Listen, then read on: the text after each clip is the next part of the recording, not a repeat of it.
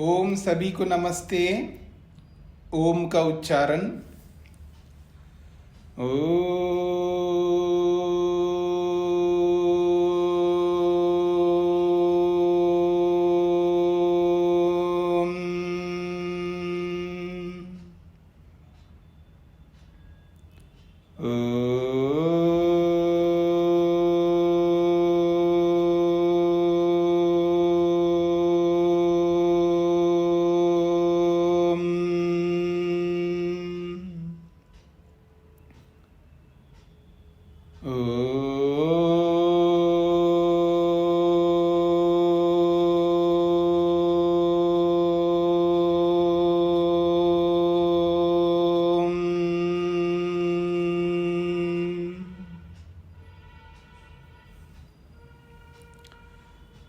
न्याय दर्शन की 165वीं कक्षा है।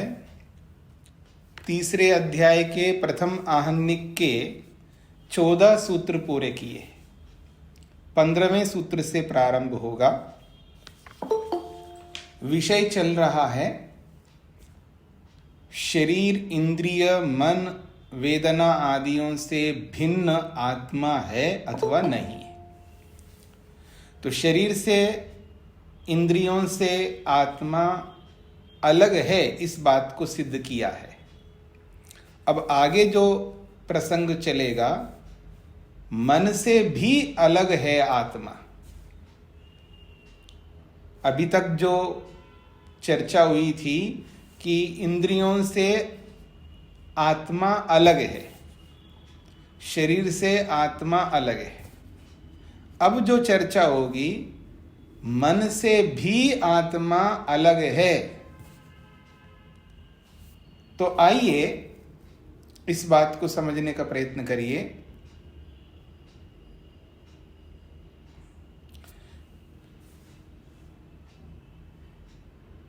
पृष्ठ संख्या 151।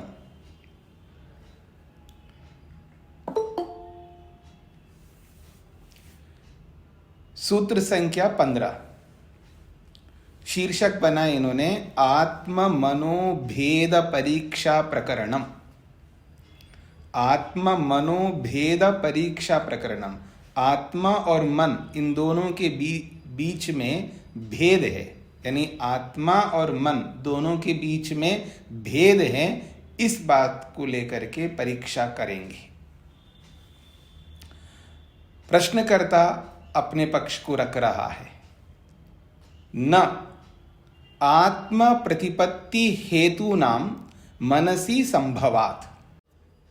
तो यहां पर बोला जा रहा है कि दर्शन और स्पर्शन, इन दोनों से एक अर्थ जो आत्मा है उसकी सिद्धि होने से, ऐसा जो आपने हेतु दिया है, यही हेतु मन में भी लागू कर सकते। इत्येवम आदि नाम, यानी दर्शन स्पर्शनाभ्याम एकार्थ ग्रहणात्, ऐसे बहुत सारी हेतु हैं, बहुत सारे हेतु आपने दिए हैं आत्मा की सिद्धि में। इत्येवम आदि नाम, इन सब हेतुओं को आत्म प्रतिपादका नाम, जो कि आत्मा की सिद्धि के लिए आपने दिए हैं, ऐसे इन हेतुओं को मनसी संभवा, इन सब हेतुओं को मन में भी लागू कर सकते हैं। यतः मनः ही सर्व विषयमिति, क्योंकि मन सर्व विषय है।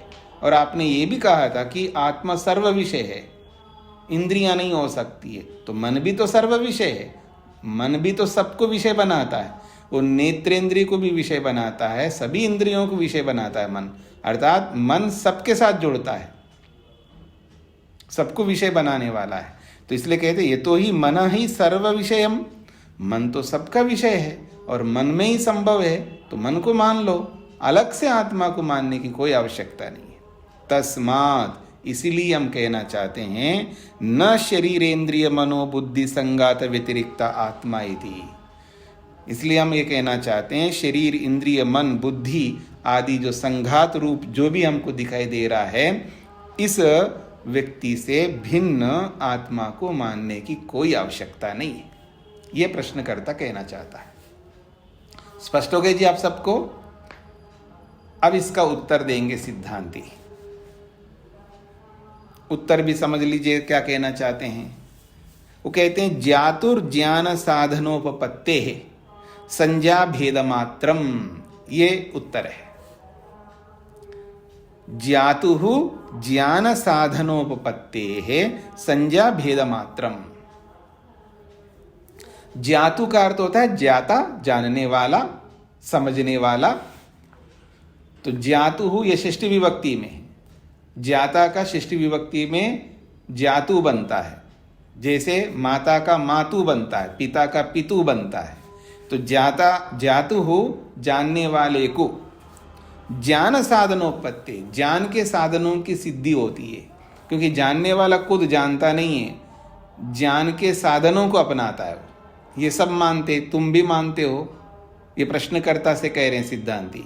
तो ज्ञाता को ज्ञान के साधनों की सिद्धि होती है, यानी ज्ञाता के लिए, ऐसा आप कह सकते हो अपनी भाषा में, ज्ञाता के लिए ज्ञान के साधनों की सिद्धि होती है, हमको करना पड़ता है। तो जैसे ज्ञाता के लिए ज्ञान के साधनों की सिद्धि होती है, तो ऐसे मन के लिए भी तो ज्ञान के साधनों की आवश्यकता पड़ेगी। अगर जब मन के लिए भी ज्ञान के साधनों की आवश्यकता पड़ेगी, अगर मन आत्मा बन जाएगा तो हमें क्या आपत्ति है? केवल नाम का ही अंतर हो गया ना, नाम का ही तो अंतर हो गया ना। नाम में क्या झगड़ा है हमको? ठीक है, हम मान लेते हैं, आखिर आत्मा को ही तो हम मानना चाहते हैं, और आप आत्मा को नहीं मान रहे थे, तो अब आप कह रहे हो कि मन को आत्मा मान लो। तो मान तो रहे हो ना आप, मतलब जैसा आत्मा हम समझना चाहते हैं वैसे आत्मा को आप मन को बनाना चाह रहे हो, बना लो, हमको क्या आपत्ति है? फिर तो नाम का अंतर हो जाएगा, हमें उसमें भी कोई आपत्ति नहीं। तो कहते हैं संज्ञा भेद मात्रम, तब तो नाम भेद होगा, हम आत्मा ना कह करके उसको मन कहने लग जाएंगे, इतना ही अंतर होगा ना। नाम में क्या झगड़ा है हमको? जैसे हम लोग भगवान कहते हैं, ईश्वर कहते हैं, सर्वव्यापक कहते हैं, सर्वज्ञ कहते हैं, तो उसमें आपको बहुत समस्या होती है। कई बार मैं बोला करता हूँ, कोई बात नहीं है, नेचर नाम रखते उसका, एक्सट्रीम कोई पावर कहते हैं, ऑलमाइटी, जो भी बोलो आप, शक्ति बोलो, कुछ भी नाम रख दो, हमको क्या आपत्ति है? नाम में हमें कोई आपत्ति नहीं है। लेकिन आप कोई सुप्रीम पावर मान रहे हो, मान लो, हमें कोई आपत्ति नहीं है। तो ऐसे ही यहाँ पर मन को आप स्वीकार कर लो आत्मा, हमें कोई आपत्ति नहीं है, बस नाम का अंतर रहेगा, हमें वो स्वीकार्य है। समाधान समझ में आ रहा है जी? ज्ञातु ज्ञान साधनोपत्ति, ज्ञाता के लिए साधनों की सिद्धि होने से, क्योंकि ज्ञाता को साधन की आवश्यकता पड़ती है, जैसे जीवात्मा को भी साधन चाहिए ना, तो ऐसे मन को जब आप आत्मा मानोगे तो उसको भी साधन चाहिए। हाँ, इस बात पर ध्यान दीजिए, आप लोग समझने का भी प्रयत्न करिएगा। भाई आत्मा अपने आप कुछ कर नहीं सकता ना, आत्मा क्या करता है? साधनों को अपना करके करता है, उसको देखने की इच्छा होती है, तो आत्मा खुद नहीं देखता है। आत्मा क्या करता है? आंखों को अपनाता है, आंखों के माध्यम से देखता है, तो उसको साधन चाहिए ना। उसको सुनना है तो कानों के माध्यम से सुनता है, उसको सूंघना है तो नाक के माध्यम से सूंघता है, उसको चखना है तो जिह्वा के माध्यम से चखता है।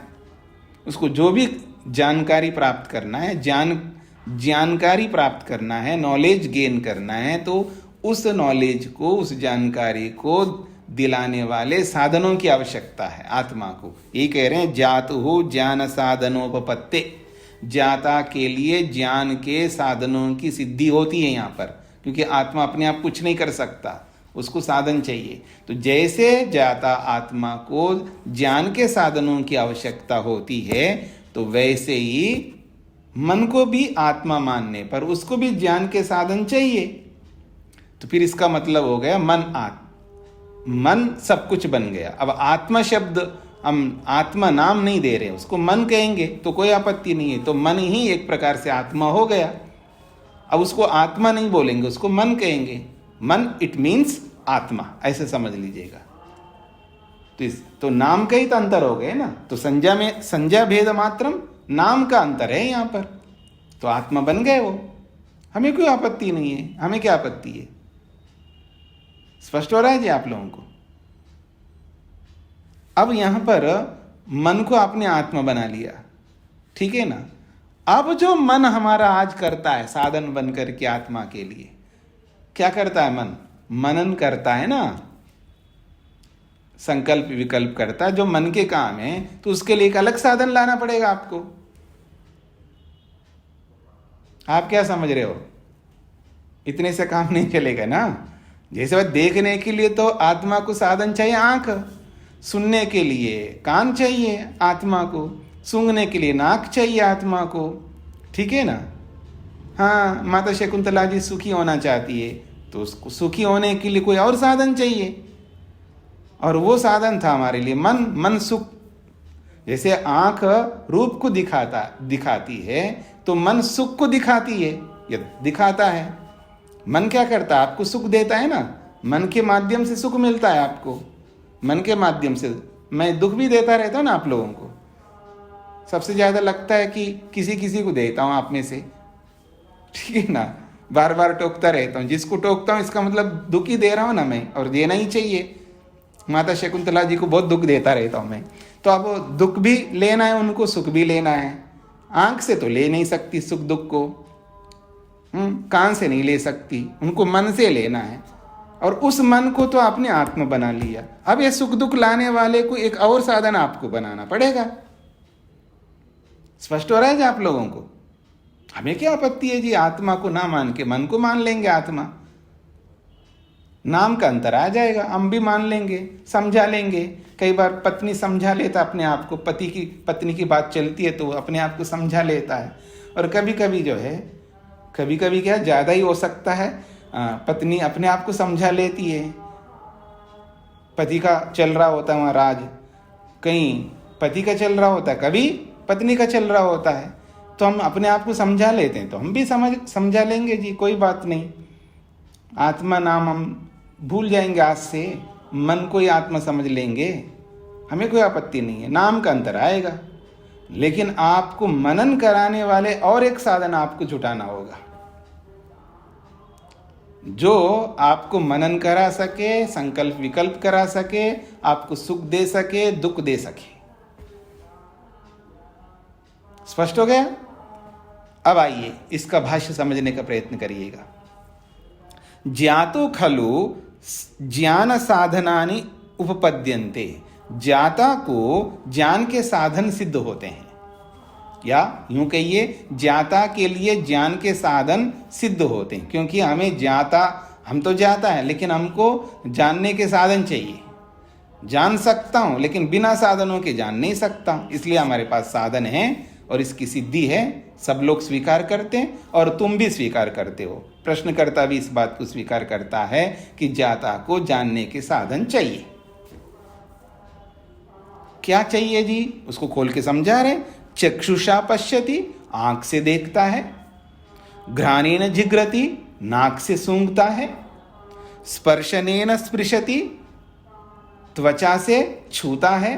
यह साधन चाहिए आत्मा को, और इनसे ज्ञान होता है। एवं ठीक इसी प्रकार से ज्ञाता जो है, इन ये तो जानकारी है ना, आंख से ज्ञान हो रहा है, घ्राण से ज्ञान हो रहा है, स्पर्श से ज्ञान हो रहा है, जिह्वा से ज्ञान हो रहा है, ठीक है ना, इन सब से ज्ञान हो रहा है, तो ये ज्ञाता बनेगा आत्मा।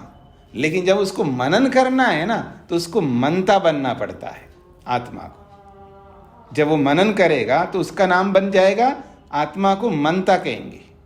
तो तब उसको क्या कहेंगे? षष्ठी विभक्ति में मंतु, मनन करने वाले को मंतु कहेंगे षष्ठी विभक्ति में। जैसे ज्ञाता को ज्ञातु हो, ऐसे ही मनन करने वाले का नाम है मनता। मनता का मतलब मनन करने वाला, ये प्रथमांत हो गया मनता, और उसी को षष्ठी में बनाओगे तो मंतु।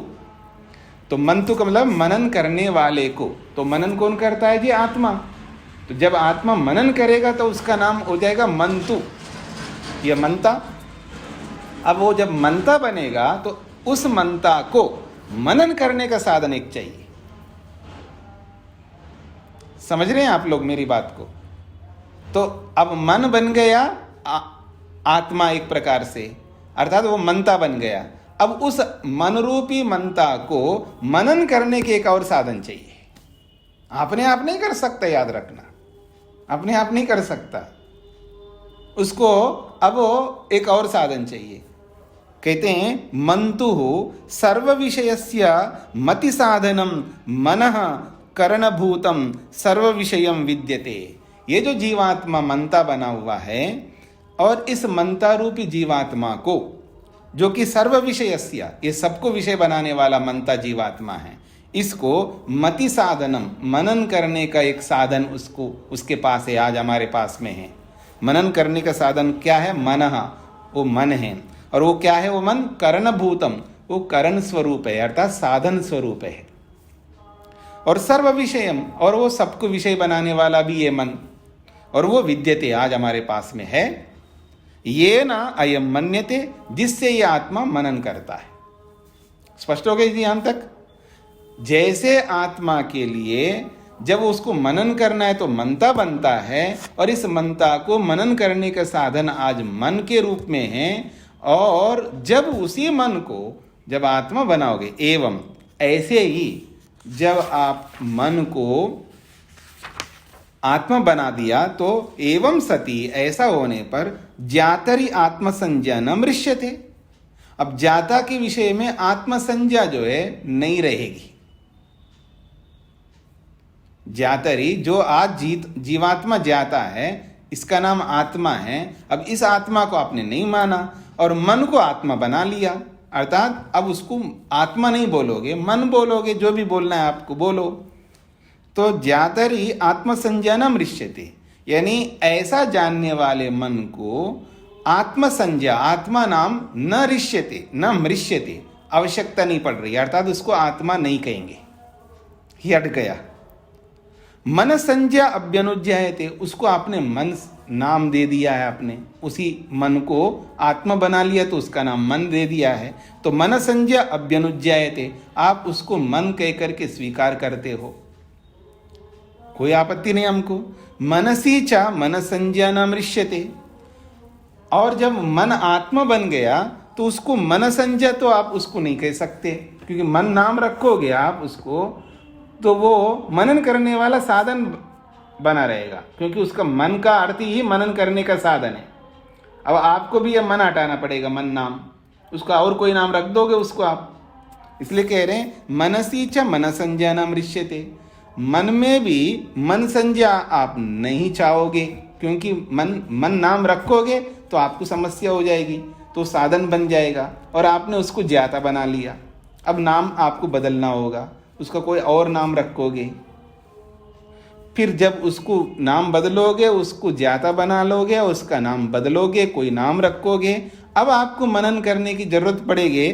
तो मति साधनम तो अभ्यनुज्ञायते, मति साधन को तो आपको स्वीकार करना पड़ेगा, उसके लिए कोई आपको लाना पड़ेगा अतिरिक्त। तदिदम संज्ञा भेद मात्रम, ऐसी स्थिति में नाम का अंतर हो जाएगा, अर्थात आप अतिरिक्त किसी एक चीज को मान रहे हो, आप बस नाम बदल गया, आप नाम कुछ और रख दोगे और मनन करने वाले एक और को पकड़ के लाओगे, तो क्या हुआ? अंततोगत्व हुआ क्या है? यही हुआ ना, आपको आत्मा मानना पड़ रहा है, लेकिन आत्मा नाम से एलर्जी हो रही है आपको, फिर भी आपको स्वीकार करना पड़ रहा है। तत्व उतने ही होंगे, न अर्थ है विवादा। फिर इस अर्थ में आत्मा विषय पदार्थ में विवाद क्यों करें? फिर हम लोग, हमें कोई आपत्ति नहीं, विवाद हटा देते हैं। आप भी स्वीकार कर रहे हो, मन के अतिरिक्त, इंद्रियों के अतिरिक्त एक तत्व है जो ये सब काम करता है, बस आत्मा नाम से आपको एलर्जी हो रही है, तो नाम कुछ रख देना आप, ये स्थिति आएगी। स्पष्ट हो रहा है जी सब लोगों को? हाँ माता जी, क्या पूछना है आपको? माइक खोलिए।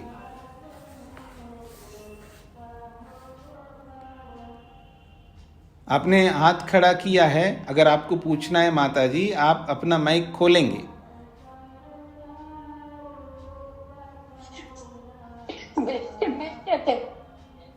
मृष्यते का अर्थ स्वामी जी? मृष्यते का मतलब है मानना, स्वीकार करना, और न मृष्यते का मतलब न मानना। चाहना, स्वीकार करना, चाहना, और ना जोड़ेंगे तो ना चाहना, ये क्रियापद है। मृष्यते जो है क्रियापद है। इष्ट है, अभीष्ट है, चाहते हैं, मानते हैं, और ना जोड़ते हैं, उसका विरुद्ध अर्थ होगा। तो मन संज्ञा न मृष्यते, मन नाम आपको अभीष्ट नहीं है। मन नाम से आपको अभीष्ट नहीं है। आप कोई और नाम रखना चाहते हैं, रख लो। हाँ जी, मधु जी को क्या पूछना है? स्वामी जी नमस्ते। स्वामी जी, मैं पूर्व पक्षी की तरफ से कुछ सवाल कर, जबकि मुझे पता है यद्यपि कि आत्मा अलग चीज है, मन अलग है, और आत्मा मन के बिना कुछ नहीं करता।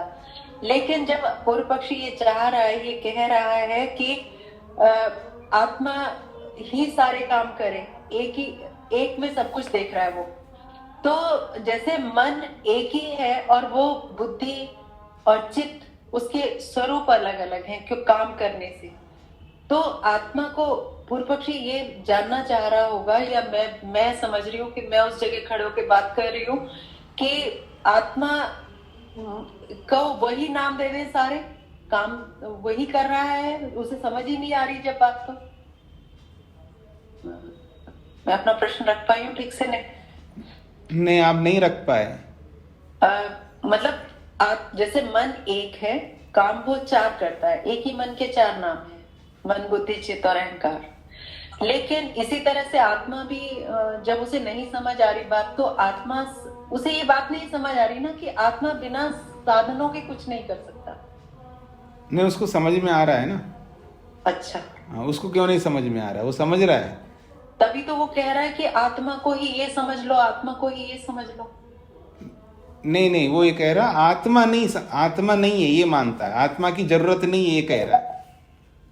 हाँ, वही अलग से आत्मा को मानने की आवश्यकता नहीं है, ये कहना चाहता है। ये ही करते हैं, पहले शरीर ही सब कुछ करता है, और शरीर अपने आप में कुछ है ही नहीं है।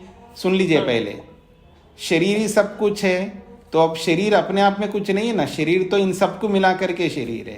तो फिर इंद्रिया हो गई, तो इंद्रियों को ही मान लो आप आत्मा।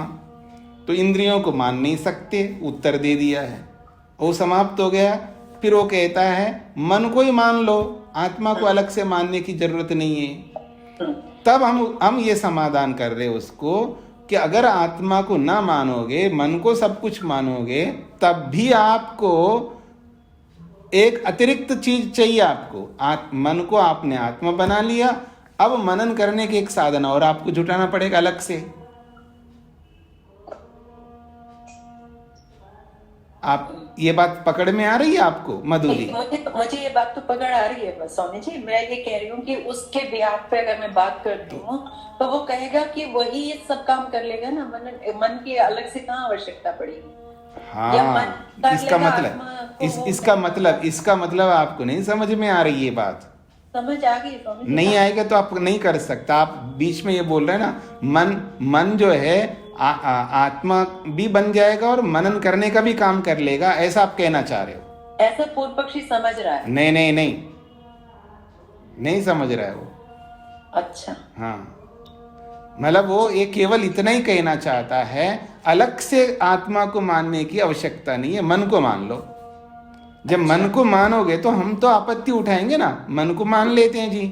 तो मन को मानते ही आपको जो आत्मा कर रहा है साधनों से, ऐसे उस मन को भी साधनों को अपनाना पड़ेगा। अपने आप सब नहीं कुछ कर सकता हो। जी स्वामी जी। हाँ, वो ये बात वो भी जानता है। जी जी, ठीक है। ये बात वो भी जानता है। जब मन को सब मानोगे तो मन अपने आप थोड़ा देख रहा है, वो आंख देख रहा है, तब उसको अनुभव करता है मन।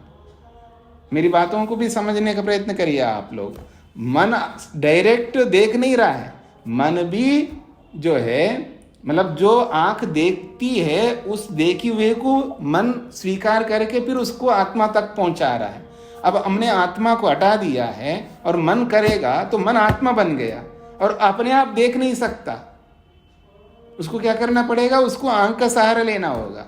तो सब साधनों से उसको भी जानकारी प्राप्त करनी होगी। जब साधनों से जानकारी प्राप्त कर रहा है वो, तो इसका मतलब है हर जगह उसको साधन चाहिए। अब ये नहीं कह सकते कुछ जगह तो साधन चाहिए जी और कुछ जगह साधन नहीं चाहिए। अगर आप ये कहना चाहोगे तो उसके लिए तो दो फिर आप। जी जी स्वामी, ठीक है, धन्यवाद। हाँ, सब लोगों को स्पष्ट हो रहा है जी। मधु जी की जो समस्या है उसका समाधान कर रहा हूं मैं। मतलब मधु जी ने क्या प्रस्तुत किया है, कुछ जगहों पर तो मन को साधन चाहिए, आंख चाहिए, कान चाहिए, फलाना चाहिए, वो चाहिए, लेकिन जब मनन करने की बात आए तो उसको दूसरे साधनों की जरूरत नहीं, खुद ही कर लेगा। उनका अभिप्राय ये होगा कि कुछ जगह पर साधन चाहिए, कुछ जगह पर नहीं चाहिए, तो ये अलग बात हो गई। अब इस अलग बात को सिद्ध करने के लिए आपको हेतु लाना पड़ेगा। आप ले आओ, फिर हम उसकी चर्चा करेंगे। स्पष्ट हो गया आपको? चलिए, धन्यवाद। हाँ शेखर जी। जी स्वामी जी, आत्मा की तो अपनी कोई इच्छा ही नहीं है, आत्मा तो इच्छा ही नहीं करता है। ऐसा किसने कहा?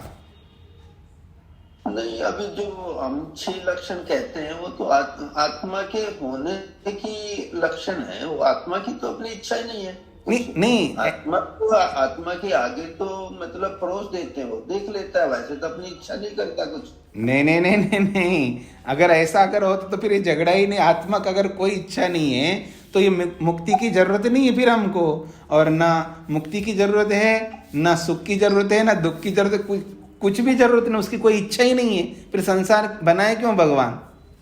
नहीं, आत्मा तो मतलब ऐसे मुक्त ही है, वो तो हमारी अविद्या के कारण हम बंधन में हैं। नहीं, पहले देखिए, इधर उधर मत जाइए, आप अपनी बात पर रहिए। पहला आपका कथन था कि आत्मा की अपनी कोई इच्छा नहीं है जी, मान करके चलते हैं आत्मा की अपनी कोई इच्छा नहीं है। जब इच्छा ही नहीं है तो हमको मुक्ति की भी कोई आवश्यकता नहीं, ना तो हमारे को मुक्ति की इच्छा है, ना दुख की इच्छा, किसी चीज की इच्छा नहीं है। इच्छा मात्र आपके पास है ही नहीं है। फिर इसको न तो भगवान को संसार बनाना है, न इन झमेलों में पड़ना है, न परेशानियां इकट्ठी करनी है। जी स्वामी जी, हमने शुरू में ही कहा था ना कि तो 6 लक्षण है आत्मा के होने के लक्षण है, ना कि आत्मा के ये गुण, आत्मा के ये मतलब धर्म है। देखिए, आत्मा के धर्म लक्षण है, आज भी मैं अभी भी वही कहूंगा, पर इसका ये अर्थ नहीं है कि सारे लक्षण जो है केवल लिंग ही लिंग है, उसके अपने स्वयं का भी नहीं है उसमें। इसका ये अर्थ है, यानी स्वयं के भी लक्षणों में आ सकते हैं और दूसरे भी आ सकते लक्षणों में। अब अभी न्याय दर्शन को पूरे होने दीजिएगा, वैशेषिक दर्शन पढ़ेंगे हम। वहां यहाँ तो इच्छा, द्वेष, प्रयत्न, सुख, दुख, ज्ञान, 6 लक्षण बताए ना, वहां और बहुत सारे लक्षण बताए। वहां पर आत्मा की सिद्धि में 6 के अतिरिक्त और भी बहुत सारे लक्षण बताए वैशेषिक में। 24 बताए ना? नहीं, इधर उधर मत जाइएगा, 24 नहीं है, वो अलग चीज है। तो यहाँ आत्मा को पहचानने के जो लक्षण है, चिन्ह है, लिंग है, कहीं 6 बताए जा सकते, कहीं 1 ही बताया जा सकता है, कहीं 3 बताया जा सकता, कहीं 6 से ज्यादा बताया जा सकता। वो प्रसंग के हिसाब से होगा, परिस्थिति के हिसाब से होगा। लक्षण जो है वो 2 प्रकार के होते हैं।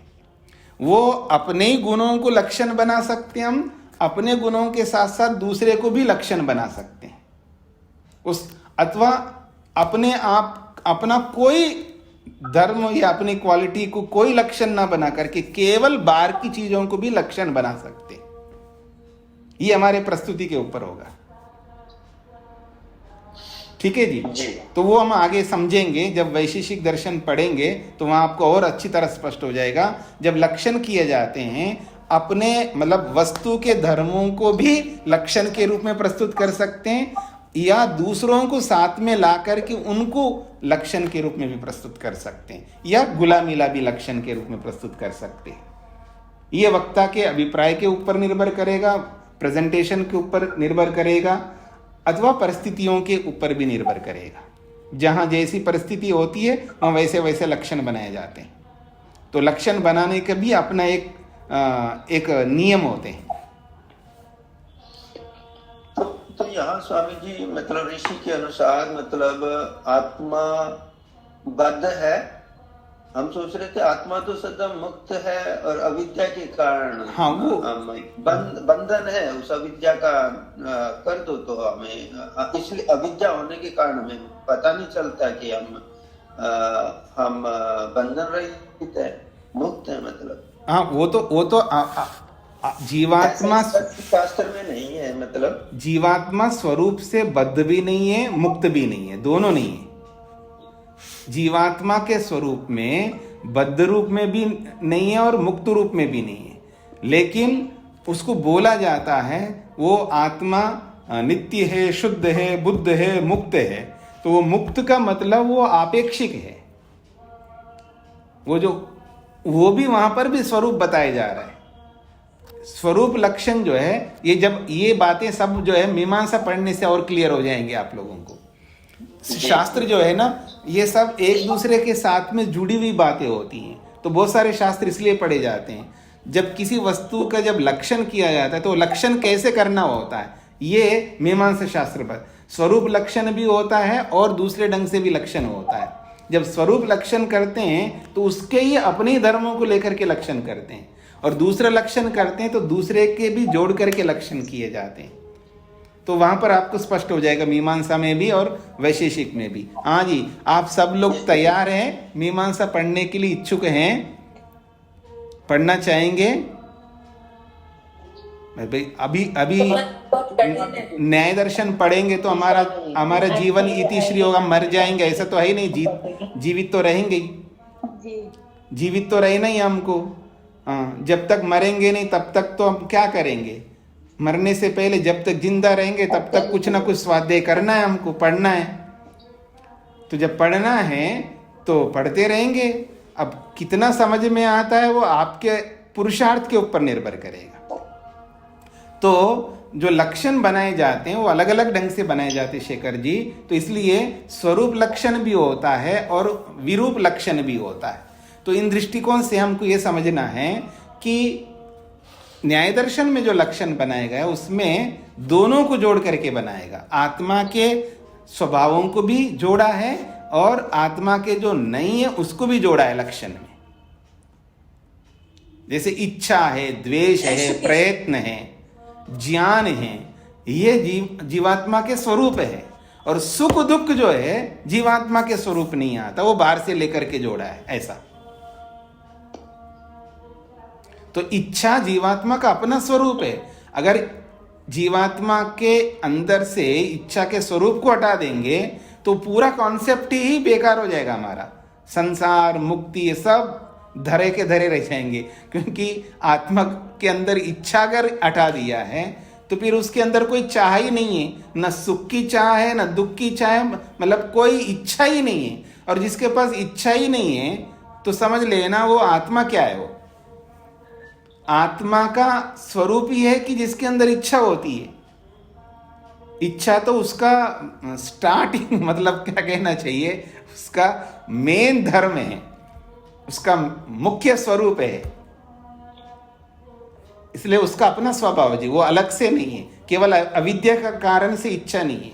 हाँ, इच्छाएं जो है जिसको तृष्णा के रूप में इच्छा देखेंगे वो आत्मा का नहीं है, क्योंकि इच्छा भी दो प्रकार की है। जैसे द्वेष भी दो प्रकार का है, इच्छा भी दो प्रकार का है, ज्ञान भी दो प्रकार का है, प्रयत्न, ये सब दो दो प्रकार के हैं। तो हमको थोड़ा अंतर करना पड़ेगा, मतलब उसका स्वरूप की क्या इच्छा है और अविद्या जोड़ते हैं तो उसकी क्या इच्छा होती है।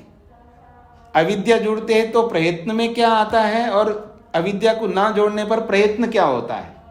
तो प्रयत्न भी दो प्रकार का होगा, इच्छा भी दो प्रकार की होगी, और ज्ञान भी दो प्रकार का होगा, सब दो दो प्रकार के होंगे। उन दोनों स्वरूपों को हमको समझना है। शेखर जी बोलिए। जी स्वामी जी, मतलब थोड़ा सा एक बेसिक स्टेटमेंट तो देते हैं कि आत्मा नित्य, शुद्ध, बुद्ध, मुक्त है, और फिर उसी को हम कह रहे हैं कि फिर अगर ऐसा है ही आत्मा का तो फिर ये इच्छा कहाँ से हो गई आत्मा को अपना मुक्ति की? वो तो है ही है। वो तो हम संघात के कारण, मतलब अविद्या के कारण संघात हो गया है, तो अविद्या जुड़ी हुई है, उसके कारण हम ऐसा सोचते हैं कि हमारी सुख की इच्छा है, मुक्ति की इच्छा है, और जैसे जैसे अविद्या दूर हो गई तो आत्मा मुक्त था ही, तो बस अविद्या अविद्या हट जाती है उससे, तो अपना वो अब शेखर जी, अविद्या जुड़ नहीं सकती है। अविद्या अपने आप कैसे जुड़ेगी जब आपके अंदर इच्छा ही नहीं होती? इच्छा है इसलिए अविद्या जुड़ रही है हमारे पास में। आत्मा के स्वरूप में इच्छा है इसलिए अविद्या जुड़ेगी। अगर आत्मा के अंदर कोई इच्छा ही नहीं है तो अविद्या अपने आप जबरदस्ती कैसे जुड़ेगी? ये तो स्वामी जी सदा से ही ना आत्मा के साथ सूक्ष्म शरीर जुड़ा ही हुआ है, सदा से ही है। ये तो इसका कोई आदि नहीं है। अविद्या से तो आत्मा जुड़ा ही हुआ है। नहीं, तो उसको एक्सप्लेन तो करना पड़ेगा ना आपको। केवल जुड़ा हुआ इतना ही नहीं कह सकते हैं ना, उसको हम एक्सप्लेन भी करते हैं ना। जैसे हर चीज के लिए हम एक्सप्लेन करते हैं, तो अविद्या जुड़ती है तो क्यों जुड़ती है उसका रीजन भी बताया जाता है ना। केवल जुड़ी है इतना ही नहीं है, तो वो रीजन जब तक सामने नहीं आएगा तो केवल हम इतना ही नहीं कह सकते कि अविद्या को तो जुड़ना ही था। ऐसा नहीं है, अविद्या क्यों जुड़ती है उसका रीजन भी है।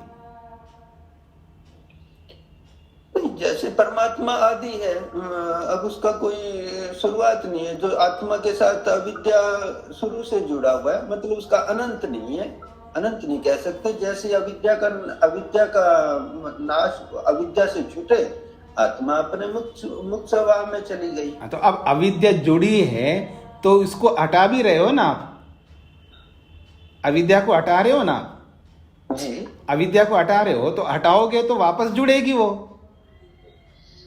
नहीं, कोई जरूरी नहीं अनंत, हर एक चीज का अनंत तो जरूरी नहीं। अनंत हो सकता है, आदि नहीं हो, आदि ना हो।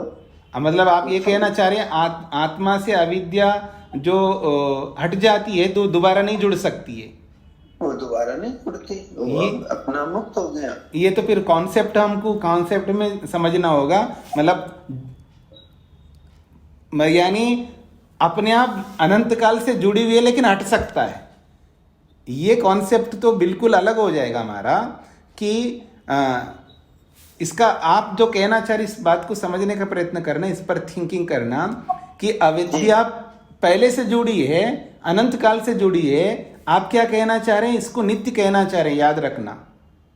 जी जी, नित्य है, और जो नित्य हो तो हट नहीं सकता, याद रखना।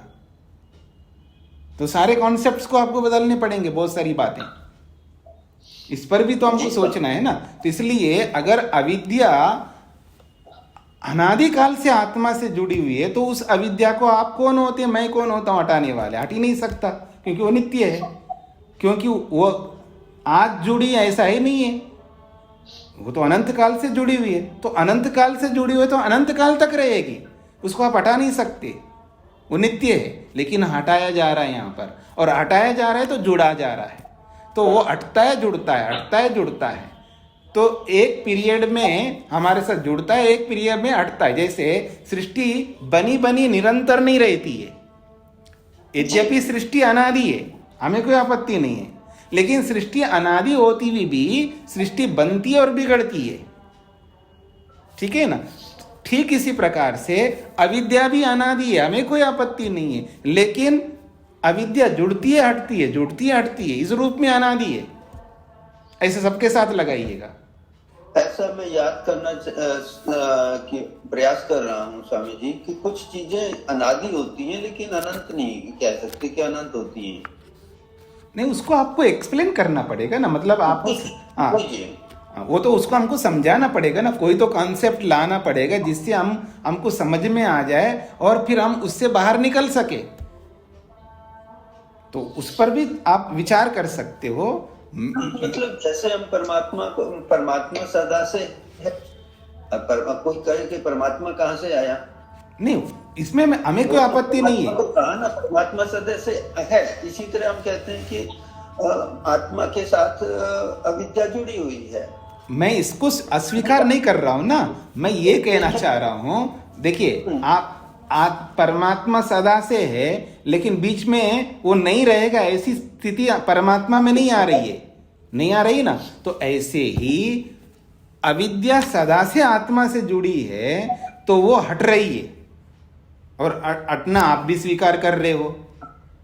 तो जब अट रही है, जो हटने वाला होता है वो जुड़ता भी है, ये भी याद रखना। अब इसमें आपको ऐसा हेतु लाना होगा कि वो सदा से जुड़ी हुई है लेकिन हटेगा, ऐसा कोई हेतु लाओ आपको अलग से कि ये जुड़ा हुआ तो सदा से है लेकिन बीच में हट सकता है।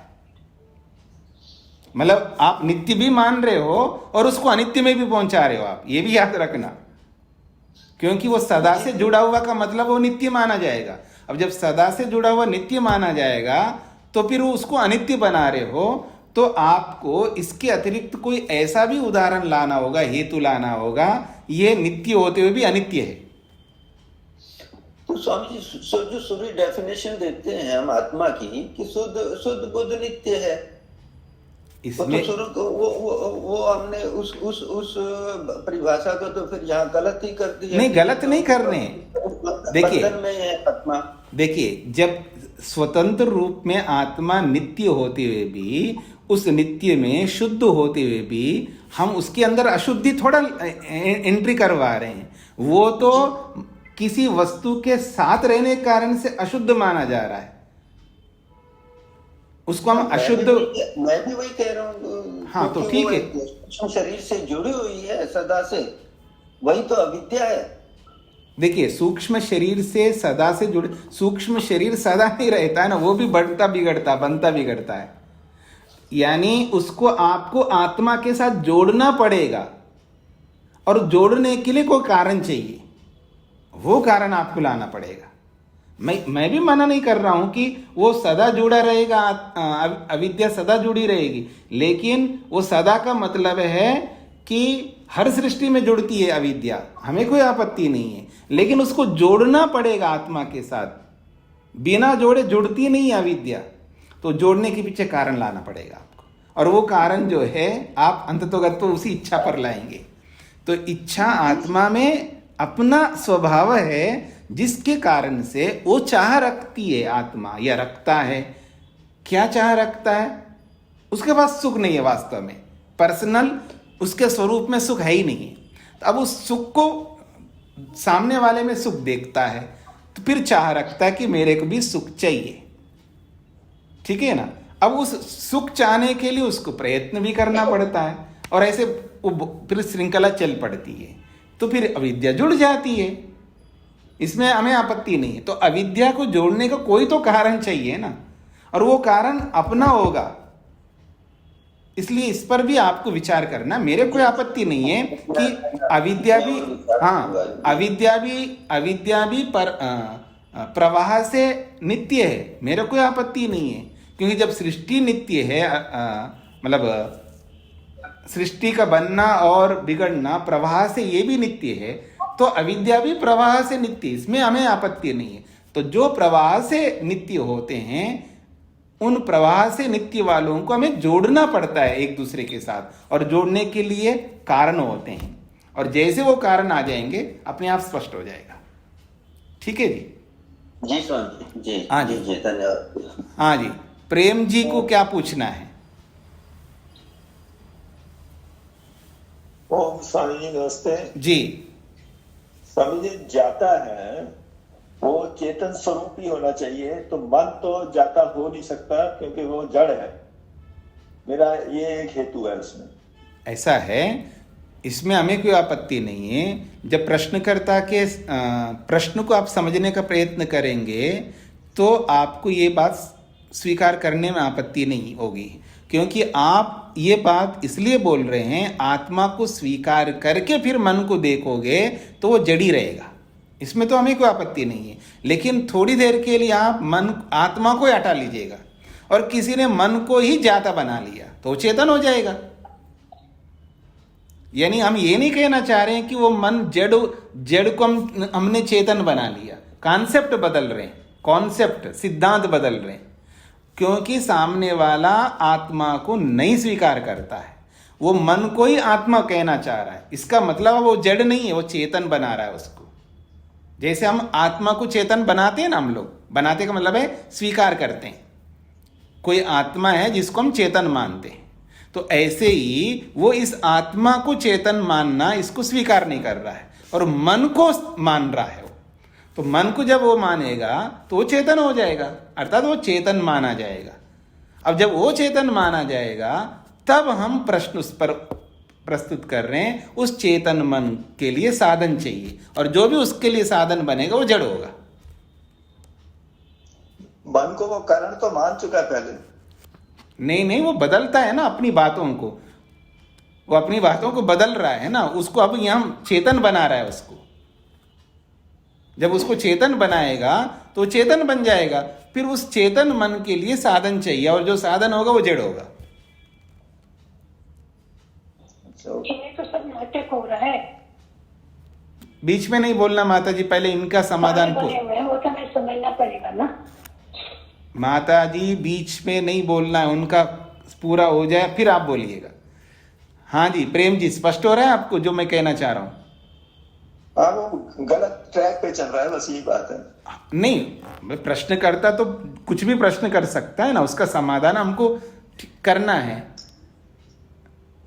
और आपने अभ्युपगम सिद्धांत पढ़ लिया पहले, तो अभ्युपगम सिद्धांत यही है ना, मान लेते हैं मन को आत्मा यानी चेतन, तो अब वो जड़ नहीं रहा, चेतन हो गया, तो उसको साधन चाहिए मनन करने के लिए, तो किसी और को लाएगा। मन यानी मन को तो आत्मा बना रहा है, फिर तो उसको मनन करने के लिए एक मन और बनाना पड़ेगा ना उसको अतिरिक्त, तो उसी ट्रैक पर आएगा ना वो, जो हम मान रहे हैं उसी पर आएगा वो भी, बस केवल नाम में उसको झगड़ा हो जाएगा। ये हम कहना चाह रहे हैं, यानी सिद्धांती कहना चाह रहे हैं। ठीक है स्वामी जी। हाँ जी, धन्यवाद। जी जी। हाँ, अब माता शकुंतला जी बोलिए। अब ये बीच में बोलने का जो आदत बनी हुई है उसको कब छोड़ेंगे आप लोग ध्यान दीजिएगा। हाँ माता शकुंतला जी बोलिए, क्या कहना चाह रहे हैं आप? मुझे ना कुछ कहना है, पूछना है, कुछ नहीं। हाँ तो मैं फिर किसी को कुछ नहीं कह रही थी स्वामी जी। मुझे ये लग रहा था ये नाटक हो रहा है सारा, नाटक की तरह समझेंगे तो जल्दी समझ में आ जाए। हाँ पर वो किसी को नहीं कह रही थी, मैं अपने आप से बात कर रही। हाँ तो अपने आप मत बात करिए ना, तो बीच दूसरे जब बात कर रहे हैं तो आप नहीं बोल सकते हो ना। आप अपने आप को बोलना है तो माइक बंद करके बोलते जाओ, हमें कोई आपत्ति नहीं है। जी जी जी, हाँ जी। हाँ कुसुम जी को क्या पूछना है? ओम नमस्ते स्वामी जी। जी, मैं ये बोल रही थी कि आत्मा के जैसे 6 लक्षण है इसमें बताया न्याय दर्शन में। जी सुख दुख द्वेष इच्छा प्रयत्न और ज्ञान। जी, तो इसमें जो सुख दुख और द्वेष है वो तो निमित्त से आते हैं, और जो इच्छा प्रयत्न और ज्ञान ये उसके स्वाभाविक गुण है। तो ये स्वाभाविक गुण जो है मुक्ति में भी साथ जाती हैं। मतलब जब स्वाभाविक है तो हटेंगे नहीं ना, वो तो चाहे मुक्ति का हो या बंधन का हो सब जगह रहेंगे। लेकिन उसमें द्वेष भी 2 प्रकार का है, मैंने जो बोला उसको आपने ध्यान नहीं दिया।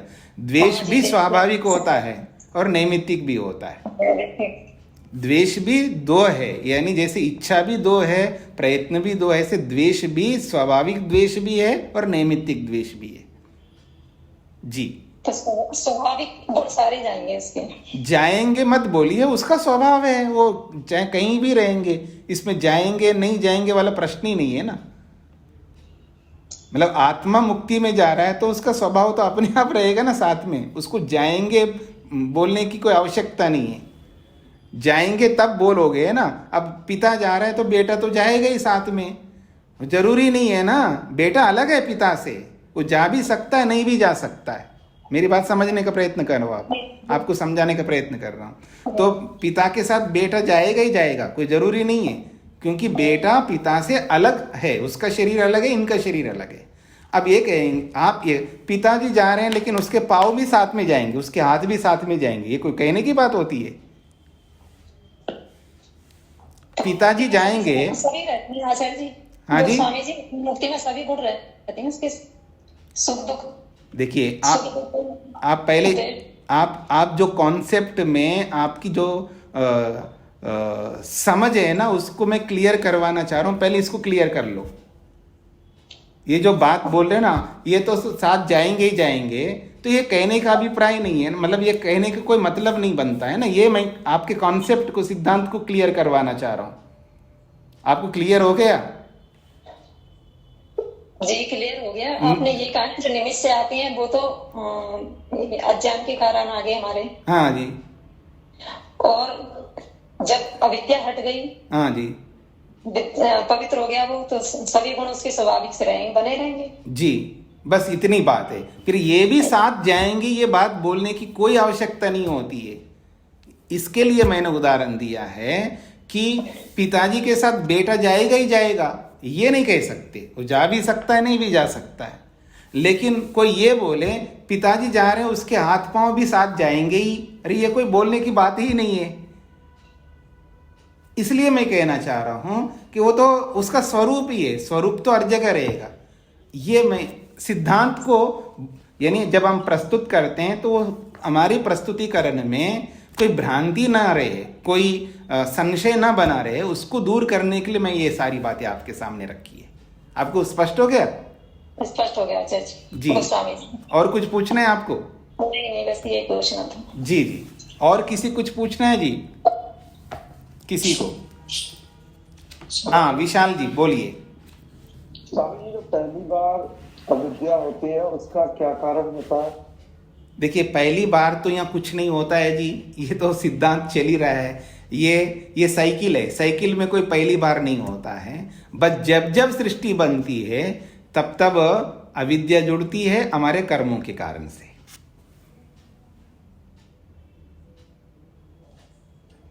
जी स्वामी जी। हाँ, मतलब इसको साइकिल में मानकर ऐसा मान सकते हैं कि शुद्ध बुद्ध आत्मा के स्वाभाविक गुण के बाद भी उसमें अविद्या जुड़ जाती है। नहीं, मतलब जुड़ने के पीछे जब आत्मा ये चाह रखे कि मेरे को सुख चाहिए, ठीक है, अब सुख चाहिए तो अब सुख के लिए हमको प्रयत्न करना है। प्रयत्न करना है तो हमको साधन चाहिए, क्योंकि अपने आप कुछ नहीं कर सकता, उसके लिए साधन आदि बना के देना होगा। तो ये जब ये सब बनाएगा परमात्मा, वो देगा, तो वहीं से ही सब अविद्या आदि सब जुड़ने लग जाएंगे। तो इसको इस प्रकार से कहा जाए कि आत्मा अपने सुख की इच्छा के कारण ईश्वर के द्वारा दिए गए साधनों का प्रयोग करने से अविद्या में जुड़ जाता है। हाँ जी, हाँ जी, जी स्वामी, धन्यवाद जी। हाँ जी, मोहनलाल जी। स्वामी जी नमस्ते जी। स्वामी जी, मेरा क्या ये प्रश्न गलत होगा कि ईश्वर सर्वज्ञ है और सर्वज्ञ होने की वजह से ईश्वर को ये जानकारी है कि पहली सृष्टि कब हुई?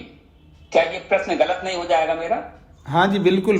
पहली उनको वो अनादि है, सृष्टि का होना भी अनादि यही जानता है जैसा होता है। ईश्वर की सर्वज्ञता की वजह से ईश्वर को भी ये जान नहीं होगा कि पहली सृष्टि कब हुई? नहीं नहीं नहीं नहीं नहीं नहीं नहीं नहीं, ये गलत ट्रैक पे चले गए। उसको यही पता रहता, जो जैसे देखिएगा, मेरा कोई आकृति नहीं है तो मैं यही समझूंगा ना मेरी कोई आकृति नहीं है।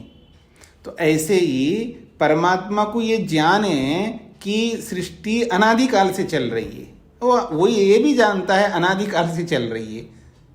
अब उसको आप कब, यानी वो सर्वज्ञ तो है लेकिन ईश्वर को भी पता नहीं है कि कब स्टार्ट हुई है, ऐसा थोड़ा होता है। वो कब होता ही नहीं है, फिर कब क्यों लाए हम? मेरी बात को समझने का सब लोग प्रयत्न करिएगा। ये जो कब है, अनादि में ये कब वाली बात ही नहीं आती है। जब अनादि में कब वाली बात ही नहीं आती तो इसको क्यों लाए हम कि सृष्टि तो अनादि है और ईश्वर को भी पता है अनादि है, लेकिन कब स्टार्ट हुई उसको पता नहीं, ऐसा थोड़ा होगा। फिर वो सर्वज्ञ का रहा। वो सर्वज्ञ भी है और वो सब जानता है, उसके लिए ना जानने योग्य कोई वस्तु नहीं है। तो वो भी यही जानता है अनादिकाल से ये सृष्टि चल रही है और मैं अनादिकाल से बना रहा हूं। स्वामी जी, ये प्रश्न सोचना ही गलत होगा। हाँ हाँ जी, हाँ जी, हाँ, ये बोलो कब वाली बात ही नहीं आ सकती है। मतलब अनादि में कब नहीं जुड़ता है, ये याद रखना सभी लोग। अनादि में कब, ये बात कभी नहीं जुड़ता, तो बात स्पष्ट हो जाएगी। स्वामी जी धन्यवाद। जी जी, हाँ जी। तो समय तो हो गया है, और किसी कोई बात पूछनी हो तो पूछ सकते हैं।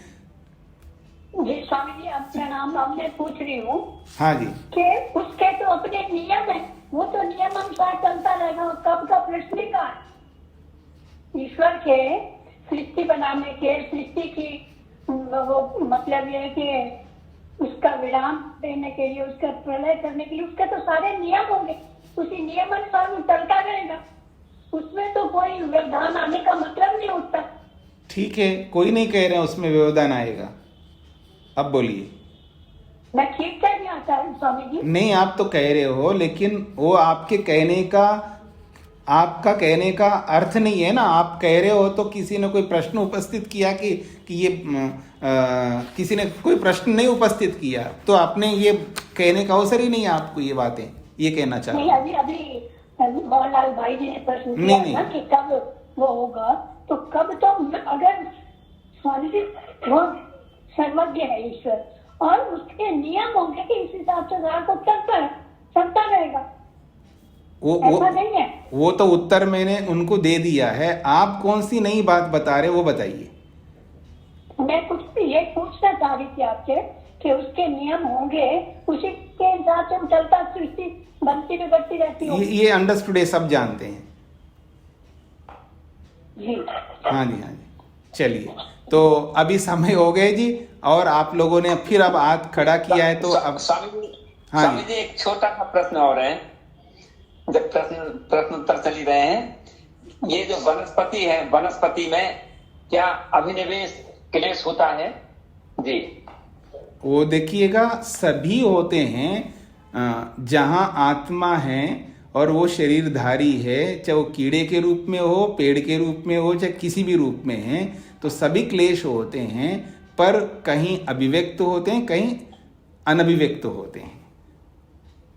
मतलब वो जैसे कुत्ते को सब क्लेश होते हैं, लेकिन वो बता नहीं सकता।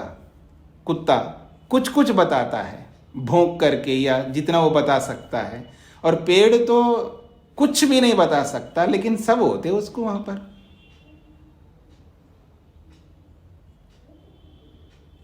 हाँ जी। ये है, उसको पेड़ को ये महसूस होता है कि मैं भी ऐसे ही खड़ा रहूं। अब इसके ऊपर आप जो जो समझना समझते जाइएगा, उसमें कोई आपत्ति नहीं है, पर इतना है, होता सब कुछ है, वो बता नहीं सकता, बस इतनी सी बात है। ठीक है स्वामी जी, धन्यवाद। हाँ जी, हाँ जी। अजीत जी को क्या पूछना था? स्वामी जी नमस्ते जी। अभी जो चल रहा था ना ईश्वर के अनादिकाल की, तो क्या हम इसको नहीं ये मान सकते कि ईश्वर सदा वर्तमान में रहता है, इसलिए उसको काल से परे है, इसलिए तो उसको कालातीत भी हम बोल देते हैं? नहीं, कालातीत का मतलब है वो काल, जैसे हम सृष्टि के लिए काल का प्रयोग करते हैं, उसको प्रयोग करने की जरूरत नहीं है ना। वो कालातीत का मतलब है काल से परे, वो पहले से ही सदा है, तो उसके लिए भूत वर्तमान भविष्य उसके लिए कोई मान्य नहीं रखते। ये सब हमारे लिए मान्य रखते, क्योंकि हम हमेशा उस रूप में नहीं रहते, वो हमेशा वर्तमान में रहता है। जी वर्तमान में रह गया तो उसकी आदि और पर यह है कि परमात्मा भी हमारे लिए उस भूत को भी देखता है और भविष्य को भी देखता है, अर्थात प्रयोग तो कर रहा है, वो हमारे लिए प्रयोग करता है, स्वयं के लिए उसको आवश्यकता नहीं है। जी मतलब भूत भविष्य वो भी प्रयोग कर रहा है ना, जैसे हम प्रयोग कर रहे हैं, लेकिन हमारे लिए प्रयोग कर रहा है। वो परमात्मा जो भी करता है वो सब हमारे लिए करता है, अपने लिए उसको कुछ नहीं चाहिए। अपने लिए कालातीत है, हमारे लिए काल युक्त है। जी जी धन्यवाद स्वामी जी। ओम शांति शांति शांति।